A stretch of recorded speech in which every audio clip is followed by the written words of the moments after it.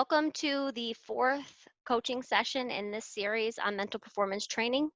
I'm Coach M, and this week we're going to talk about um, discipline and self-control as a way to train our minds, mental performance training to achieve our goals. There's no question that being able to exert self-control and discipline when it comes to change behavior is essential for that change behavior. But it's also extremely hard and it takes time to develop. So it's usually, you need kind of like a multifaceted approach to developing self-control and self-discipline. And also there is a variety of techniques to do that. So I'm going to show you a technique that's built on last week's lesson, which was the start, stop, and continue. So last week we did start, stop, and continue. And at the end of the lesson, I told you to put your energies into the stop behavior, getting the consistency as high as possible. How did that go? I hope it went really well, and I hope that you found ways to stop that behavior and consistently do it. But if you struggled, you're not alone. That's to be expected. It is the hardest behavior to stop. And we always need reinforcements for stopping behaviors that don't support our health goals because they become habits. And also, they're strongly reinforced both neurologically and environmentally, socially.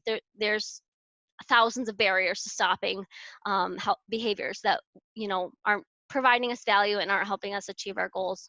So one thing we do is track them, like we learned last week. We track them, we put our energy on, we try to consistently stop them.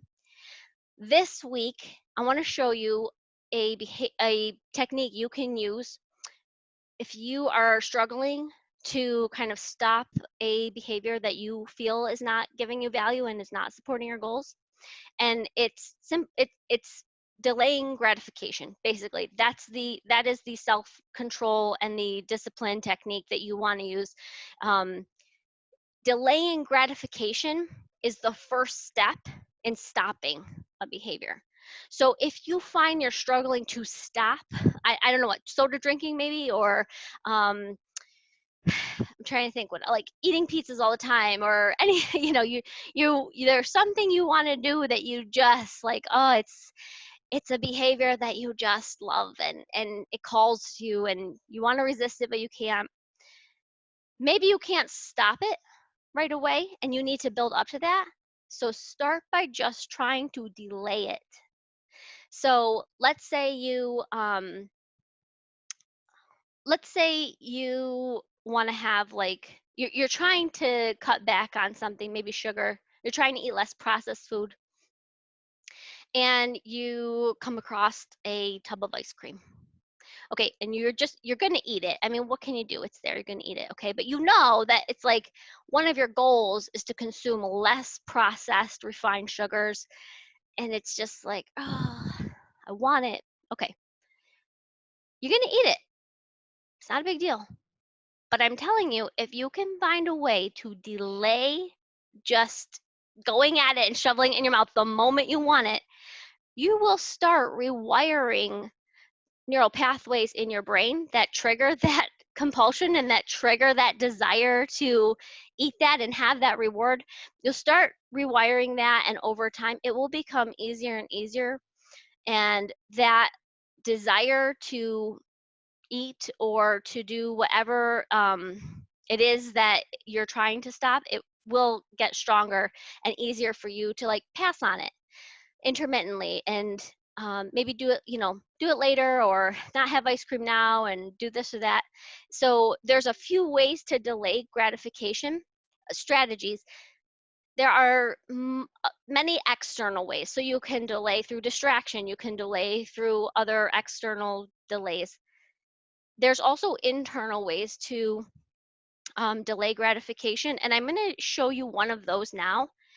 In general, I prefer to coach internal self-regulation techniques because these you can take anywhere.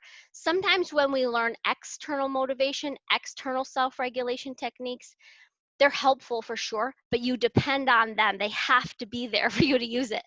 And sometimes we find that our environment is nothing we can control.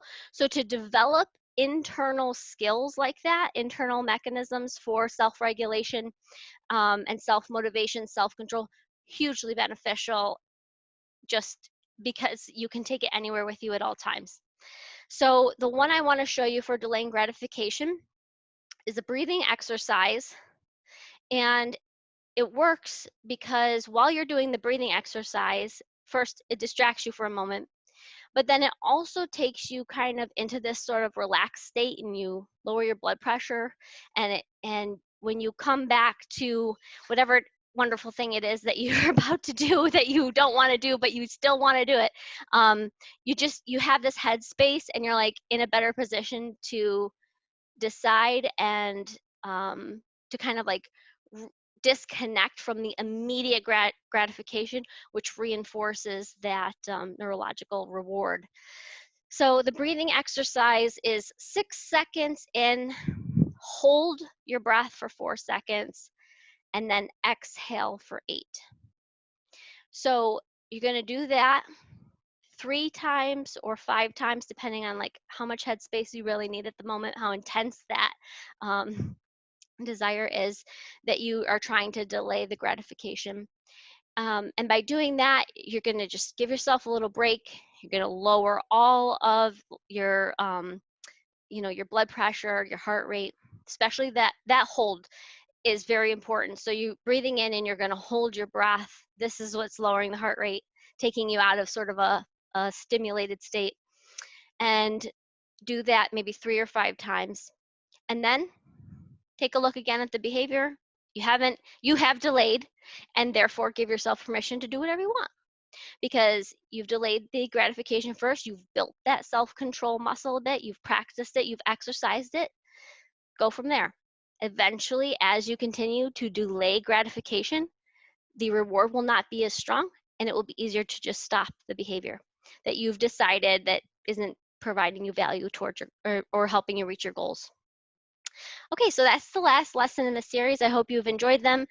You can find me online, and I hope to meet you at some point. Thank you for watching these videos.